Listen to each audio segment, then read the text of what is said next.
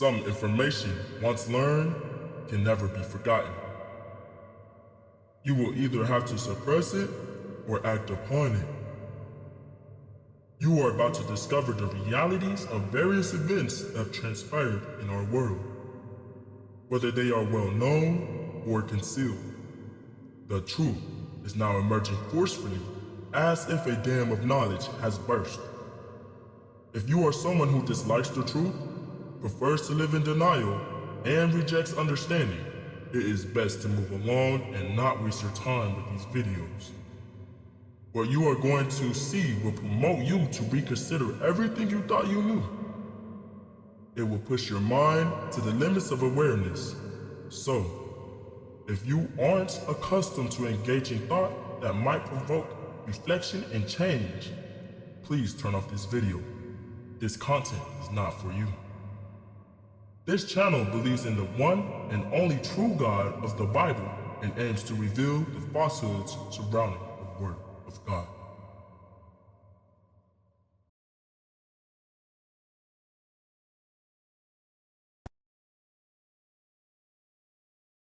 But this whole thing, it's just a symptom of a larger problem.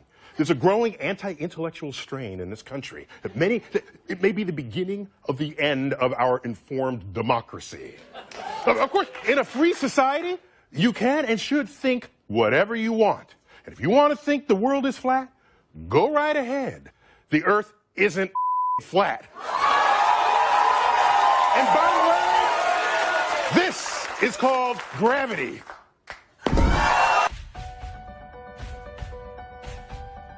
It is an interesting experiment telling somebody you know that you no longer believe in the universe and that our Earth is a giant spinning space ball. Try it for yourself. I guarantee they will tell you you're crazy, or at least look at you like you've lost your mind. The most interesting thing is when challenged, the ball believers will not actually be able to give you solid empirical evidence based on their first-hand experience that the Earth is actually a large spinning globe. Can any of us demonstrate first-hand in our day-to-day lives the Earth's curve or motion through the solar system? No, we cannot. And can any of us say we have seen the planets in their orbit and the universe expanding with our own eyes? No, again we can't. Usually in response to this crazy person telling them that the Earth is flat, they will respond by 1. Bringing up images of the Earth as presented by NASA, or 2. They will say, come on, everyone knows space exists, and tell you that countless professors have dedicated their lives to studying this matter. At some point, perhaps, an emphasis on the existence of gravity will come up in the conversation. But you see, what is really happening when someone reacts so stubbornly to an alternative view of the Earth is not a result of the person's mental capacity. If the person had sat down with their heavily pregnant sister and said, "You are not a woman and you are not pregnant," then that is a statement which deserves such a reaction, as there is obvious empirical evidence of her pregnancy. No, what commences when challenging a person on the Earth is a battle against their programming. This programming is a deep-rooted and established matrix that is deliberately constructed when we are infants. Before we leave primary school, our first-hand experience of our flat and stationary world is slowly being erased and steadily inflating into the bloated and spherical idea that the Earth is a globe. The sad thing is, many of us grow up and never question this notion again. It is only in photographs and videos from NASA and other official trusted sources that the horizon appears curved.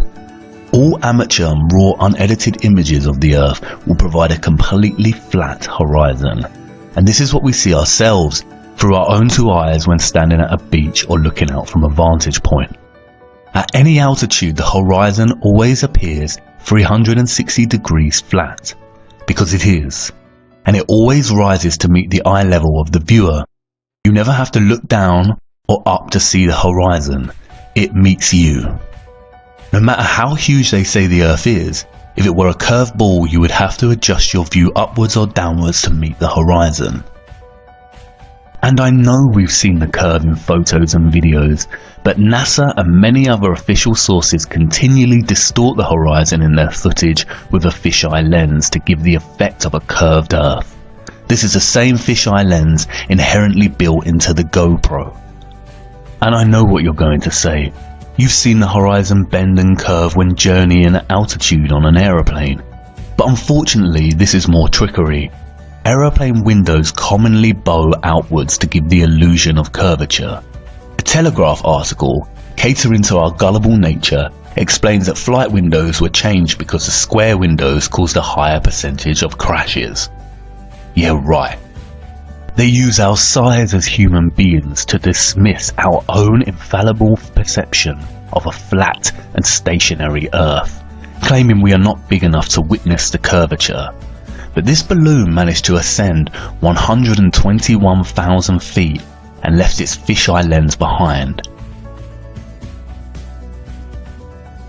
Lo and behold, a flat horizon. The balloon wobbles and spins, but the horizon remains dead straight, not curving in any way, shape or form. And this is the problem. For centuries our ancestors used their own judgment and relied on their own natural-born senses to discern that the Earth was flat. And although some had dabbled in theories of the Earth's potential curvature, it wasn't until the early modern period, with voyages like Christopher Columbus, that the heliocentric globe model became dominant and humans forever sacrificed the knowledge of their own senses. And the heliocentric model is so blatantly flawed and nonsensical that it's astonishing that it even gained traction. Take the water bordering our horizon, for instance. It is the natural physics of water to find and maintain a level, and it just so happens that that level is flat.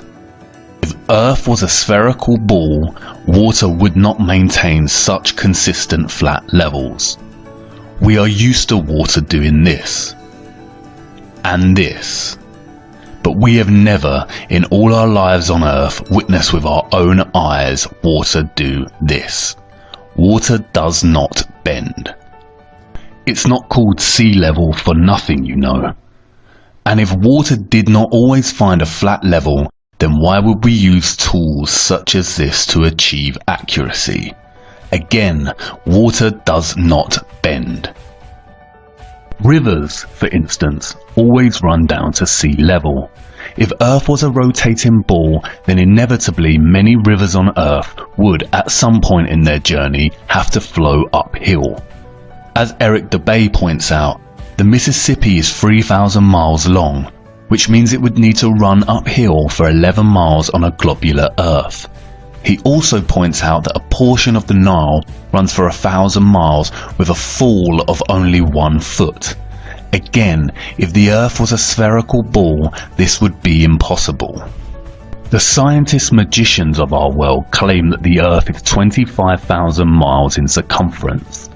But spherical trigonometry dictates that the surface of all standing water must curve downward at 8 inches per mile, multiplied by the square of the distance. That means that a 20-mile stretch of water would dip 66.68 feet on either side of its central peak. Every time scientists have tried to find these dips and bends, however, water always proves to be completely level and flat. There's a growing anti-intellectual strain in this country. When building railway tracks, roads and bridges, architects and engineers never account for any curvature. Engineer W. Winkler was published in the Earth Review regarding the Earth's supposed curvature, stating, "As an engineer of many years' standing, I saw that this absurd allowance is only permitted in school books. No engineer would dream of allowing anything of the kind. I have projected many miles of railways and many more of canals, and the allowance has not even been thought of, much less allowed for.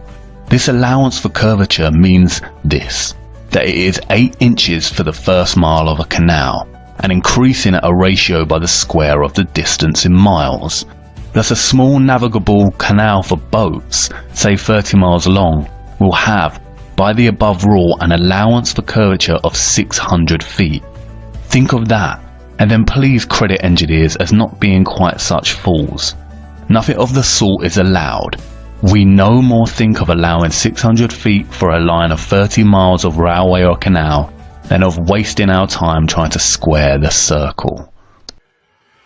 There's a growing anti-intellectual strain in this country. If the Earth was actually a globe, spinning at a mind-numbing 1,000 miles per hour, how is it that we do not feel its motion? There is not a single person on Earth that can testify to feeling the Earth's alleged spin. We feel the motion when travelling in a car, train, boat, plane, and can experience motion sickness. The scientist magicians will tell you that we do not feel the Earth spin because it is spinning at a constant speed. They often use the analogy of a train ride. We only feel that we are moving when the train changes speed. This analogy, however, falls apart when you consider that in the heliocentric model, the Earth is not an enclosed system, but it is an open environment with its own drastically changing weather. If you were sitting on top of the train moving at a constant speed, and not inside it, you would certainly feel the motion. Furthermore, they also contradict themselves. In a 2016 article titled NASA Study Solves 2 Mysteries About Wobbling Earth, they state that the Earth does not always spin on an axis. Instead, it wobbles irregularly over time, and that the direction has changed drastically due to changes in water mass on Earth. It's weird that no one has felt this. Which one is it, NASA? The stealthy, unnoticeable spin, or irregular movement patterns and wobbles? The whole notion of a spinning globe becomes absurd when you consider this. If the Earth was actually rotating, then helicopters and balloons would only need to hover over the surface and wait for their destination to come to them. Similarly, if it were a curved spaceball, then aeroplane pilots would constantly need to readjust their altitude downwards so they did not continue straight and start heading out to space. They would have to descend 2,777 feet, or over half a mile, every single minute. This of course is not the case, and pilots are never instructed or taught this mechanism of flight. And what does a real pilot have to say about it? Oh, okay. Yes. Am I allowed to say hi?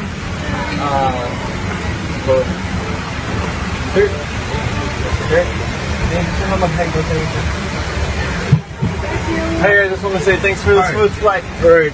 I did have one question. Is there like a specific angle of downward tilt you have to fly at to 3 degrees. 3 degrees for the curvature of the Earth? Oh, for the Earth? Because No, we just fly over the troposphere. Really? But Yeah. do you have to keep like kind of going down because? No, we actually have to nose up. It flies. Yeah. Really? Because I was reading some stuff on the Flat Earth that made a lot of sense. Have you looked into it? Which one? Sorry? I was reading a lot of stuff on the Flat Earth. Okay, yeah. True. It's true? Yeah. Okay, Yeah. all right, cool. All Hey, right. God bless, brother. All right. Have a good one. You too. Crack on. I just got one question to ask. Flat or a ball? Flat or a ball? What's that? Well, I never feel as breaking round. If we live on a ball, surely we'd have to fly around it. Yeah, it feels like flat or a ball. Flat. Not a ball. I think it's flat. Yeah, me too. Pretty flat to me. It certainly does, doesn't it? And you've got that flight instrument down there to keep it flat. Gravity exists. Gravity? That is an unproven theory. No, it's not. Let's rock and roll. Cheers, fellas. Thank you very much for the. Can I ask the pilots one question? The first officer is here. Do you mind? He's got a question for you. Hello, mate. How are you? Yeah, good. I'm a fellow, Casey Josh, I'm a fellow, just PPL, pilot, yeah. Yeah, nice. I got a couple of serious questions to ask you. Okay, here we go. Yeah, there's a big time. Curvature. Curvature. Yeah. Yep. We don't allow for curvature, do we? For anything, not for you usually. Yeah. No, we're round, we're a disc, aren't we? Round and flat. Yeah. Hey, look, Honestly, quite seriously, Yeah. we are, aren't we? Yeah. Thank you, mate. Thank you for being... If the Earth is actually rotating, flight paths would become very messy. Flying west from New York to California is 2,441 miles, which takes just under 5 hours on a commercial flight. If the Earth is spinning eastwards at 1,000 miles per hour, then not only would this flight take a lot less time, but it would also make it near impossible to fly back the other way due to the constant rotation of the Earth. It would be like trying to run up a very long and very fast downward escalator. And what about the weather? If the Earth and atmosphere is spinning at 1,000 miles per hour, then don't you think it would be impossible to see such stationary clouds and weather formations like we do? Not to mention that clouds often crisscross in their pathways. This would be impossible if the Earth's spin was a reality. Thomas Winship states, "Let imagination picture to the mind what force air would have which was set in motion by a spherical body of 8,000 miles in diameter, which in 1 hour was spinning around 1,000 miles per hour, rushing through space at 65,000 miles per hour and gyrating across the heavens. Then let conjecture endeavour to discover whether the inhabitants on such a globe could keep their hair on. If the Earth globe rotates on its axis at a terrific rate of 1,000 miles an hour, such an immense mass would of necessity cause a tremendous rush of wind in the space it occupied. The wind would go all one way, and anything like clouds which got within the sphere of influence of the rotating sphere would have to go the same way. The fact that the Earth is at rest is proved by kite flying." And honestly, if the Earth was a fast rotating globe, then wouldn't the oceans and other bodies of water be pushed away from the Earth in the same way as when a wet tennis ball is spun rapidly, the water sprays outwards? The scientists magicians have an answer for this. They call it gravity. And by the way, this is called gravity. The scientists magicians are at it again, weaving their spells and telling us tales of a powerful force keeping us rooted to the Earth. If gravity was such a powerhouse, then birds would struggle to fly. Insects would not be able to use wind to navigate. Monkeys would not climb and jump among trees with ease. Planes would not be able to take off from the ground. Trees would not be able to overcome gravity's pull when their growth towards sunlight and would begin to bend towards the Earth the taller they became. And if gravity exists and has the power to bend and wrap the oceans around a gigantic spinning ball, then humans would certainly struggle to lift their arms and legs. Legend has it that an apple fell on Newton's head as he sat under the tree, and this was the catalyst for his great discovery of gravity, which claims that objects are attracted to large masses and gravitate towards their centre. However, when they talk about gravity, what they are actually referring to is the law of density relative to mass. Today, I'm going to show you a simple science experiment that you can try at home to learn about density. Start by taking an empty glass and tip in some water and food colouring. Then add some syrup or treacle. And I'm going to add a little bit more water to make the layer a bit thicker. Then finally, fill the glass up with some oil and leave it to settle for about 15 minutes. These liquids separate out into different layers because they're different densities and they don't mix. The syrup has the highest density, so it sits on the bottom, and the oil, which has the lowest density, rises to the top. Try dropping different objects in to see what happens. If we drop this metal nut in, which is really dense, you can see it sinks right to the bottom. But if I take this grape and drop it in, it sinks through the oil and water, but sits on the syrup. This is because the syrup is denser than the grape. Pretty cool, huh? Now if I take this plastic bottle top and drop it in, it slowly sinks through the oil and sits on the water. And finally, if I take this piece of sponge and drop it in, it sits on top. It is a scientific fact, verified by undisputable evidence, that when objects are placed in mediums with less density, they sink, and when placed in mediums with higher density, they rise or float. For example, a rock in water will sink because the object's density is greater than the water's density, as will a ship's anchor.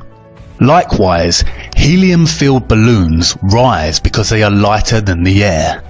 Submarines float on the ocean when their ballast tanks are empty and contain air, and they sink when their ballast tanks begin to be filled with water. This is how they manipulate their depth in the ocean, by adjusting the ratio of air and water in the tanks. This is proven by filling a balloon with 50% air and 50% helium. As helium is lighter than air and the ratios are even, the balloon remains fixed in the air without rising or falling. Again, much like the Earth's curve and spin, we do not witness smaller objects on Earth gravitating and orbiting around or being pulled towards larger objects. It seems very convenient that gravity's tendency to make smaller objects orbit around larger objects is exclusive to the globe itself and all the supposedly surrounding planets and stars, none of which we can actually see in motion or orbit. Even when you study the claims made by the scientist magicians of the so-called planets and moons, their calculations begin to work against them. As Eric Dubay pointed out, Newton also theorized, and it is now commonly taught, that the Earth's ocean tides are caused by gravitational lunar attraction.